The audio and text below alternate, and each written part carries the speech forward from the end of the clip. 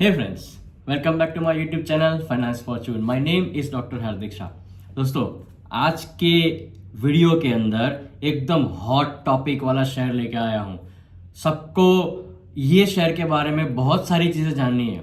मैं आज ये वीडियो के अंदर वो पर्टिकुलर शेयर का ऑलमोस्ट सारी डिटेल शेयर कर दूंगा, फंडामेंटल बोल दूंगा, उसके टेक्निकल लेवल्स भी बोल दूंगा और उसके साथ साथ क्या लेटेस्ट डेवलपमेंट हो रहा है, क्या लेटेस्ट न्यूज़ आ रहे हैं, वो सारी चीज़ें ये वीडियो के अंदर मैं आपके साथ शेयर करने वाला हूं. दोस्तों, अभी तक आप जान तो चुके होंगे कि मैं कौन से शेयर की बात कर रहा हूं. ट्रेंडिंग शेयर, ट्रेंडिंग कंपनी जो न्यूज़ के अंदर पिछले एक वीक के अंदर बहुत बार आई है. कंपनी का नाम Vodafone idea private limited, VI. दोस्तों, आज का ये वीडियो बहुत इंटरेस्टिंग रहने वाला है. मेरा व्यू आपके साथ में शेयर करने वाला हूं कि VI के अंदर आपको करना क्या है. चलिए, टाइम वेस्ट नहीं करते हैं और डायरेक्टली शुरू करते हैं कुछ डेटा के साथ. जो मैंने ऑलरेडी आपको बताया था कि मैं मनी कंट्रोल से ही सारे डेटा ले रहा हूं, बट इस बार कुछ डेटा मैंने स्क्रीनर की वेबसाइट पर से भी लिया हुआ है. सो जस्ट छोटा सा डिस्क्लेमर मैं आपके साथ शेयर कर रहा हूं. अब देखो, करना क्या है. पहले तो सबसे पहले मार्केट कैपिटलाइजेशन की बात करते हैं.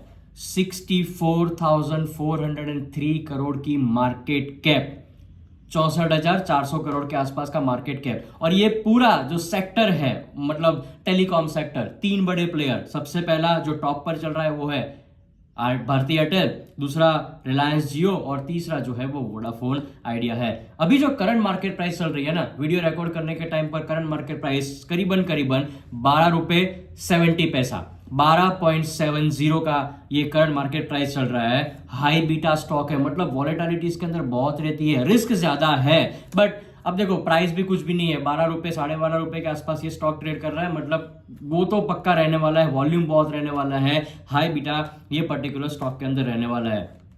फंडामेंटल्स की बात करूं तो एक भी फंडामेंटल ये पर्टिकुलर कंपनी के साथ मैच नहीं कर रहा है. मतलब कोई पॉजिटिव है ही नहीं कुछ भी कंपनी के अंदर. देखो, कंपनी का EPS है वो नेगेटिव चल रहा है, कंपनी का PE रेशियो ऑब्वियसली नेगेटिव चल रहा है, तभी जाके आपका EPS नेगेटिव चलने वाला है. कंपनी के रेवेन्यूज कुछ माइनस में चल रहे हैं. लॉस कंसिस्टेंटली पिछले ऑलमोस्ट आप देखने जाओ ना तो 10-12 क्वार्टर से कहीं ना कहीं ये पर्टिकुलर कंपनी लॉस कर रही है.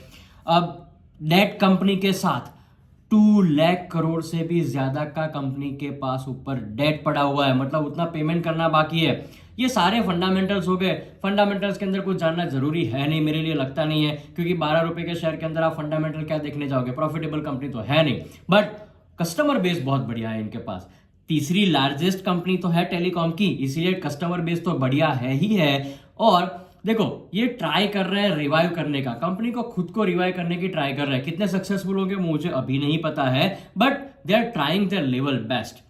अब एक इंटरेस्टिंग और डेटा मैं शेयर कर रहा हूं, शेयर होल्डिंग पैटर्न. ये जानना इसलिए जरूरी है क्योंकि अगर वोडाफोन शेयर का प्राइस ऊपर जाएगा तो एक कहीं ना कहीं किसका इंटरेस्ट ज्यादा है वहां पर. तो देखो, सबसे पहले प्रमोटर्स के पास करीबन 48.91% का होल्डिंग है, मतलब नियर टू हाफ, 50% तो प्रमोटर के पास ही है.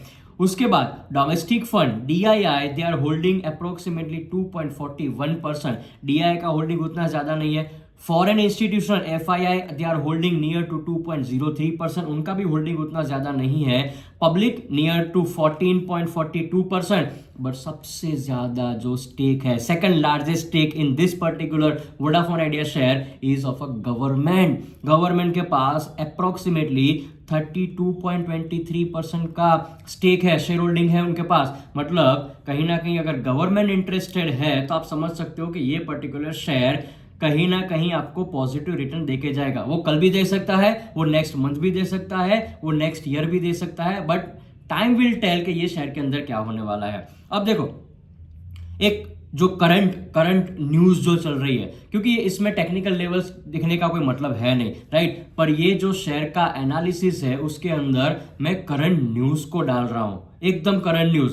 कंपनी ने 11 अप्रैल को अपनी बोर्ड मीटिंग के अंदर, बोर्ड मीटिंग तो हो गई थी 27 फरवरी को, पर उन लोगों ने नोटिफिकेशन मार्केट में डाला कि they are coming with FPO, further public issue या फॉलो ऑन पब्लिक इश्यू आप बोल सकते हो.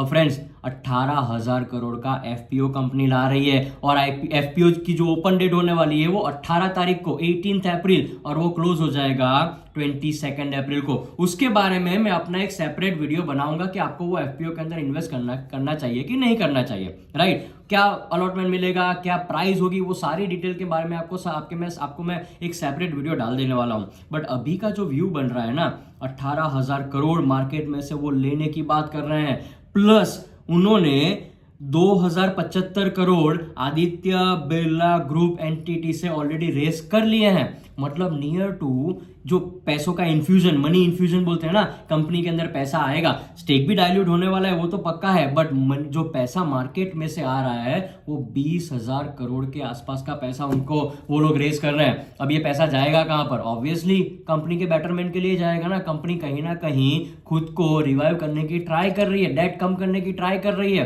राइट। जो भी टेलीकॉम रेगुलेटरी अथॉरिटी के रिलेटेड जो भी उनके प्रॉब्लम्स चल रहे हैं उनको सॉल्व करने की ट्राई कर रहे हैं।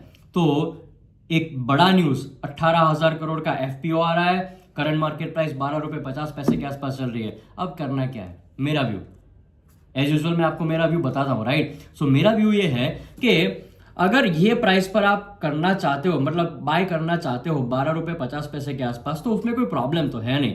बट एक है ना, थोड़ा कॉशियस इसीलिए रहना है कि मुझे एफपीओ की प्राइस क्या आ रही है वो देखना है। शायद कहीं ना कहीं एफपीओ की प्राइस, जो भी मार्केट के अंदर जो बातें हो रही है, जो न्यूज फैल रहे हैं, उसमें ऐसा लग रहा है कि मार्केट के अंदर एफपीओ की प्राइस होने वाली वो 11 रुपए के आसपास आ सकती है। That is what the expected price.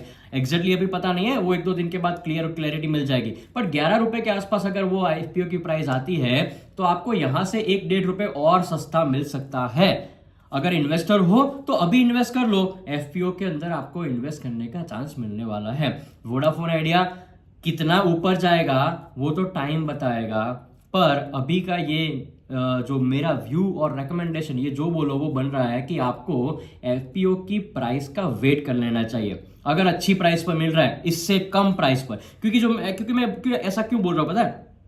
क्योंकि जो 2075 करोड़ आदित्य बिरला ग्रुप से जो रेस किए ना, वो 14 रुपए 75 पैसे की प्राइस पर रेस किए हुए, 14 रुपीज 75 पैसा की प्राइस पर उन लोगों ने रेस किए हुए हैं। सो कहीं ना कहीं एफपीओ में थोड़ा शेयर होल्डर को करंट मार्केट प्राइस से थोड़ा नीचे उनको मिल जाना चाहिए। ब्रोकरेज हाउसेस बड़े बड़े जैसे जेफरीज हो गया, उन लोगों ने तो अपना राय दे दिया है कि 5 रुपए आ जाएगा, बट मुझे ऐसा लगता नहीं है कि अभी 5 रुपए आ जाएगा। सिंपल वेट एंड वॉच करो। वोडाफोन आइडिया का शेयर कहीं भागा नहीं जा रहा है, आपको आराम से उसके अंदर इन्वेस्ट करने का टाइम मिलेगा। शायद 12 रुपए पर नहीं मिल रहा है तो शायद 13 पर मिल जाएगा, बट लॉन्ग टर्म के लिए अगर होल्ड करना चाहते हो तो पक्का होल्ड कर सकते हो बिंदास, कोई चिंता नहीं है। अभी आज की प्राइस पर भी बाय कर लो, आप होल्ड करो 2-3 साल के लिए, कहीं ना कहीं आपको अच्छा रिटर्न देखने को मिल सकता है।